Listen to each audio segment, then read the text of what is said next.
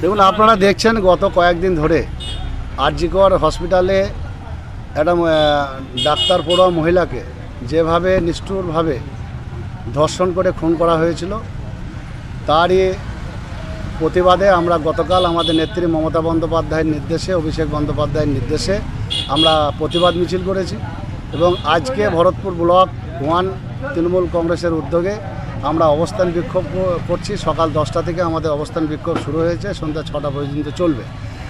তো আমরা চাই, আমাদের নেত্রী মমতা বন্দ্যোপাধ্যায় সরকারও চাই, সত্যিকারের যারা ঘটনাটা ঘটিয়েছে এই নারকীয় ঘটনা, তার প্রতিবাদ আমরা জানাচ্ছি এবং যত সম্ভব সিবিআইকে তদন্ত, আমাদের নেত্রী মমতা বন্দ্যোপাধ্যায় বলেছিলেন এবং সিবিআই তার তদন্ত করছে।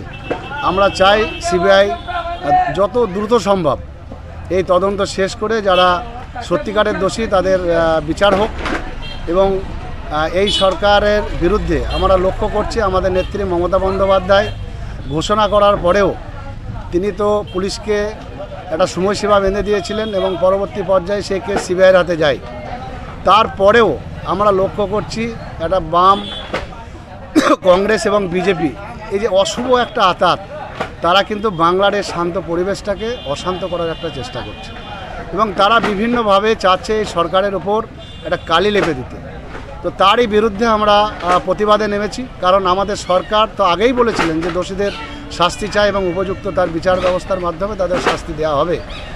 তারপরেও কিন্তু তাদের এই অশুভ আতাত, এটা আমরা মানছি না এবং আমরা আগামী দিন আমাদের নেত্রী যদি নির্দেশ দেয় আমরা বৃহত্তর আন্দোলনে যাব এবং এই অশুভ যে জোট, সেই জোটকেও আমরা উপযুক্ত শিক্ষা দেবো, এটা আমরা দলীয় নির্দেশ পেলাম। আপনারা সরকারে আছেন, কাদের কাছে দাবিটা চাইছেন? ওই তো সিবিআইকে, না সিবিআইকে তো অলরেডি ধরুন তদন্তের ভার দিয়েছে, আমরা সিবিআইয়ের কাছে দাবি করছি।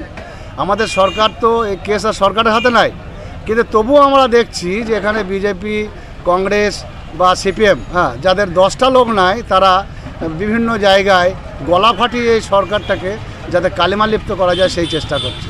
কিন্তু আমি তাদেরকে হুঁশিয়ার করছি, কারণ আমরা শান্তিপূর্ণভাবে ভরতপুরে রাজনীতিটা করি, কিন্তু তারা যেভাবে উস্কানিমূলকভাবে আমাদের সরকারকে কালিমা লিপ্ত করতে চাচ্ছে এবং উল্টোপাল্টা মন্তব্য করছে, আমি কিন্তু তাদেরকে সতর্ক করছি এই ভরতপুরের শান্ত পরিবেশটা যাতে অশান্ত না হয়। এবং আমরা দাবি করছি সিবিআইয়ের কাছে এই দ্রুত যাতে এই ঘটনার যারা দোষী তাদেরকে ধরা হোক, আমরা সিবিআইয়ের কাছে দাবি করছি, কেন্দ্রীয় সরকারের কাছে দাবি করছি। মুখ্যমন্ত্রী বলছেন সিবিআইয়ের সাফল্য রেট খুব কম। হ্যাঁ, কেস নিয়েছে তারা আজ পর্যন্ত ঠিকই বলছেন, কারণ আমরাও দেখছি যে ভারতবর্ষে, আমরাও দেখছি ভারতবর্ষে যতগুলো কেস সিবিআই ইতিমধ্যে হাতে নিয়েছেন, মাত্র 6% তাদের সাকসেস রেট। তাহলে 94% কেসের তারা কিন্তু কোনো সমাধান করতে পারেনি। তো আমরা চাই, যেহেতু কেন্দ্রীয় সরকার দ্বারা সিবিআইটা নিয়ন্ত্রণ করেন কেন্দ্রীয় সরকার, অর্থাৎ আমরা দাবি করছি সিবিআইয়ের কাছে যে এই কেসটা অত্যন্ত প্যাথেটিক এবং দুঃখজনক একটা ঘটনা, এই কেস যাতে দ্রুত সমাধান করা যায় এবং দ্রুত দোষীরা ধরা পড়ে এবং তাদের শাস্তি হয়, সেই জন্য সিবিআইয়ের কাছে আমরাই দাবি করছি বা সেই জন্য অবস্থান বিক্ষোভ করছি এবং আমরা তাদের পরিবারের প্রতি সমবেদনা জানাচ্ছি।